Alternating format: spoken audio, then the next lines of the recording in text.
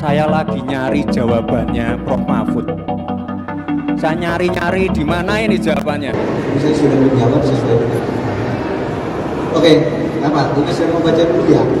Pesan dari Cawapres pasangan nomor urut 3 Mahfud MD buka suara sekaligus mengkritik Cawapres nomor urut 2 Gibran Rakabuming. Selesai debat Cawapres di Jakarta Convention Center, Jakarta Pusat pada Minggu 21 Januari 2024. Mahfud MD menuturkan pertanyaan Gibran mengenai Greenflation merupakan pertanyaan receh dan gimmick. Oleh karena itu, Mahfud tidak ingin mengolaborasi pertanyaan Gibran soal Greenflation. Dalam kesempatan itu, Mahfud MD pun membantah bahwa dirinya tidak mau menjawab pertanyaan Gibran. Namun menurutnya ia sudah memberikan jawaban yang benar, namun Gibran tidak mengerti.